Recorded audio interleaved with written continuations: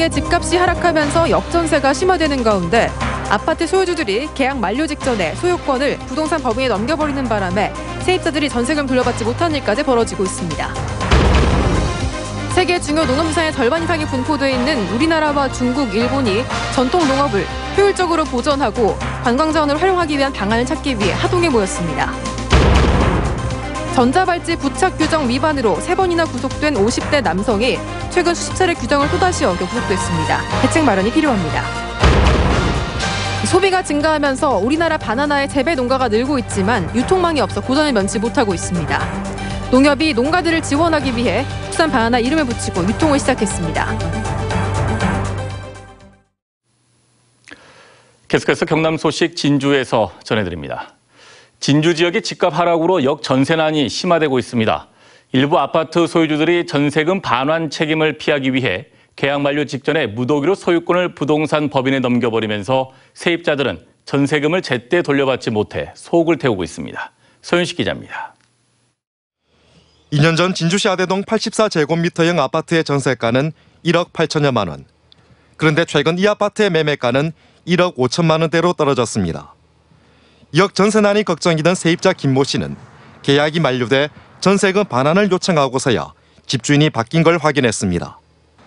하대동과 초전동 일대 아파트 수십 채를 공동 명의로 사들인 일부 외지 소유주들이 전세 계약 만료 직전에 부동산 법인 2곳에 소유권을 넘겨버린 겁니다. 세입자들은 소유주가 전세금 반환 책임을 피하려는 의도라고 주장합니다. 전 소유자는 이제 소유권 이전이 되었으니까 자기들은 책임이 없다는 거죠. 소유권을 넘겨받은 법인은 자본금 1,000만 원 규모의 제대로 된 사무실조차 없는 것으로 알려졌습니다. 때문에 김 씨를 비롯한 세입자 80여 명은 전세금을 돌려받지 못할까 전전긍긍하고 있습니다. 현 소유자의 어떤 재산이 있다고는 재산 결여라고 보는 거죠. 그 피해를 보고 있는 세입자가 한두 명도 아닌데. 세입자의 상당수는 전세금을 떼이지 않기 위해 어쩔 수 없이 시세보다 높은 가격에 아파트를 따낼 수밖에 없는 처지에 놓였습니다. 전세금 만기 지났으니까 달라고 하니까 무조건 기다리라서 거기서도 전세금을 갖고 가려면 갖고 가든지.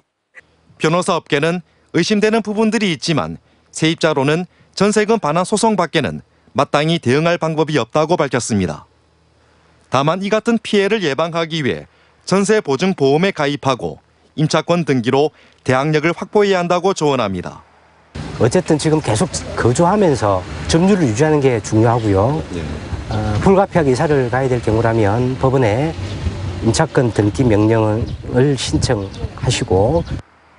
올 들어 진주 지역의 아파트 공시가격은 지난해보다 5.9%나 급락했습니다. 이런 가운데 내년 초까지 진주 혁신도시와 여세권 등에 2,500여 가구의 아파트 물량이 추가로 공급됩니다. 역전세난에 따른 세입자 피해가 급증하고 있는 가운데 전세 보증 반환 사고율도 전국적으로 3%에 육박하고 있습니다. MBC 뉴스 선식입니다. 세계 중요 농업유산의 절반 이상은 동아시아인 우리나라와 중국, 일본에 각각 분포하고 있습니다. 전통 농업을 효율적으로 보존하고 관광 자원으로 활용하는 방법을 찾기 위한 국제 컨퍼런스가 하동에서 열리고 있습니다. 신동식 기자입니다. 우리나라와 일본, 중국 등 동아시아 석각들이 전통차 농업이 세계 중요 농업유산으로 등재된 하동군 화계면에 모였습니다. 동아시아 농업유산학회 국제 컨퍼런스는 지난 2014년 중국을 시작으로 세 나라가 매년 한 번씩 돌아가며 개최합니다. 올해는 농업유산을 활용한 농촌지역 개발을 주제로 차와 세계 농업유산, 세계 농업유산과 관광 등 6개 부문에서 모두 36편의 사례가 발표됩니다. And better and do play the important role to promote the sustainable agriculture development. 우리나라에는 모두 17개 국가 중요 농업유산이 있으며 이 중에 4개가 세계 중요 농업유산에 등재돼 있습니다.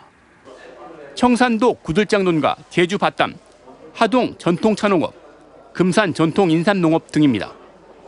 우리나라 국가 중요 농업유산을 보유한 16개 지자체들은 상생협력 행정협의회를 출범하고 공동보존 활동을 통해 새로운 관광산업으로 활용할 계획입니다. 전통 농업유산을 잘 보존 발전을 시키면 이게 새로운 관광 자원이 되는 겁니다. 그래서 전 세계에서 많은 사람들이 관심을 가지고 찾아올 수 있고. 국제연합 식량농업기구는 무분별한 개발로 파괴되는 세계 각지의 전통적 농업활동과 견관, 생물 다양성을 보존하고 계승하기 위해 지난 2002년에 세계 중요 농업유산을 만들었습니다. 전 세계 52개 세계 농업유산 가운데 중국은 15개, 일본은 11개, 한국은 4개 등 절반이 넘는 30개가 동아시아에 등록돼 있습니다. 세계 각국에서 전통 농업유산을 보존하고 지역 개발에 활용하기 위한 노력과 고민이 깊어지고 있습니다. MBC 뉴스 신동식입니다. 박종훈 경남교육감의 학생인권 조례안이 도의회 교육위원회에서 부결된 데 대해 거듭 유감을 표명했습니다. 박 교육감은 오늘 직원회의에서 지나치게 찬성과 반대에 매몰돼 조례가 가진 교육적 가치에 대한 토론이 제대로 이루어지지 않은 데 대해 깊은 유감을 표한다고 밝힌 데 이어 인권이 존중돼야 하는 원칙을 고려하지 않고 조례 자체를 반대하는 것은 납득하기 어렵다고 지적했습니다. 안인득 방화 살인 사건 피해자 지원에 지역 기업체와 단체들의 동참이 이어지고 있습니다. 진주시에 따르면 중흥토건이 3천만 원을 기탁한 것을 비롯해 진주시 청소대응업체와 주민자치위원장협의회, 진주새마을금고협의회 등이 동참이 이어지면서 현재까지 경남사회복지 공동모금회를 통한 모금액이 5억 원을 넘어섰습니다. 전자발찌를 착용한 전과자가 이 외출 제한 규정 등을 어기고 마음껏 거리를 활보한다면 주민들은 불안에 떨 수밖에 없을 텐데요. 규정 위반으로 3번이나 구속된 50대 남성이 최근 수십 차례 규정을 어기고 또 구속됐는데 처벌만이 능사는 아닌 것 같습니다. 보도에 서창호 기자입니다. 지난 16일 창원의 한 편의점 앞 법무부 소속 보호감찰관들이 한 남성의 발목에 부착된 전자발찌를 확인합니다. 잠시 뒤 경찰이 도착해 남성을 연행해 갑니다. 경찰에 붙잡힌 54살 김모 씨가 7년 전 여성을 성폭행하려다 다치게 한 혐의로 전자발찌를 차고 있다 부착 준수사항을 위반해 체포된 겁니다. 출주장하고 있는 거를 보호관찰소 직원들이 먼저 가가지고 확인을 하고 바로 검거를 했죠. 법원이 당시 김 씨에게 내린 부착 준수사항은 심야 시간 외출 제한과 면허정지 수준 이상의 음주 금지였습니다. 성범죄 동기가 알코올 의존증과 연관이 있다고 판단한 겁니다. 하지만 이 같은 부착 준수사항은 출소 후 2013년부터 지켜지지 않았습니다. 지난해까지 무려 70여 차례 걸쳐 위반해 3번 구속된 데 이어 올해 1월부터 최근까지 35차례 준수사항 위반으로 4번째 구속을 맞게 됐습니다. 법 집행에 앞서 현실적인 대책이 필요하다는 목소리가 나오는 이유입니다. 피부착자의 재범 방지와 건전한 사회복귀를 위한 제도이므로 처벌만이 능사가 아닙니다. 피부착자가 상담시설, 병원 등에서 치료도 충분히 받을 수 있도록. 그렇다고 강제로 입원을 시킬 수도 없는 상황. 강제 입원은 개인의 동의가 없으면 불가능하기 때문입니다. 정신보건법상의 문제도 있고 사실 그 부분에 저희가 알다시피 저희는 자의적인 입원이 아니면은 뭐 행정 입원이라든지 이런 부분에 문제가 많거든요. 지난해 말 기준 경남 지역에서 전자발찌를 부착한 사람은 220명. 치료를 권고하는 데 그치는 게 아닌 강제할 수 있는 법안 마련이 절실해 보입니다. MBC 뉴스 서창호입니다. 소비량이 늘고 있는 바나나는 대부분 외국산입니다. 우리나라 바나나 재배 농가가 늘고 있지만 유통망이 없어 고전을 면치 못했는데요. 농협이 국산 바나나를 본격적으로 유통하며 판로 넓히기에 나섰습니다. 장현 기자입니다. 6m까지 자란 나무마다 바나나가 주렁주렁 달렸습니다. 한 해 170톤가량 생산할 만큼 자리를 잡았지만 열대 과일 재배와 숙성, 유통이 순탄치 않았습니다. 재배 관련된 어떤 자료라든지 이런 지식 같은 게 없다 보니까 아예 이제 국산 바나나 시장이 없다시피 한 상태에서 시작하다 보니까. 바나나는 재배도 중요하지만 상품성을 높이기 위해선 이 같은 후숙 과정이 무척 중요합니다. 하지만 국내산 바나나는 후숙 과정에 대한 정보와 경험이 부족하다 보니 농민 스스로 알아서 해결해 왔습니다. 제주에 이어 경남과 전남, 경북, 충남까지 국내산 바나나 재배 농가는 40곳 정도입니다. 하지만 외국산에 비해 2배 정도 비싸고 유통망이 없어 상품을 폐기하는 농가도 많았습니다. 한 해 과일 수입액은 1조 5천억 원. 바나나가 차지하는 비중은 3분의 1 정도입니다.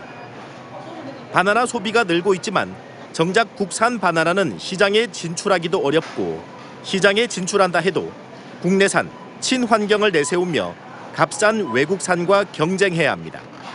국내산 고르지. 왜 국내산 색깔? 아니 친환경이고 또 맛도 있네. 맛이 달고 맛있습니다. 이런 가운데 경남 농협이 국내산 바나나 첫 브랜드인 우리를 선보였습니다. 농협 중황에는 연간 1,680톤을 전국 229개 하나로 유통망에 공급할 계획입니다. 우리 농협에서 그 우리 바나나를 통해서 소비자들에게 싱싱하고 안전한 바나나를 공급할 계획입니다. 농협이 앞장서 국산 바나나 유통에 나서면서 판로 개척에도 도움이 될 전망입니다. MBC 뉴스 장영입니다.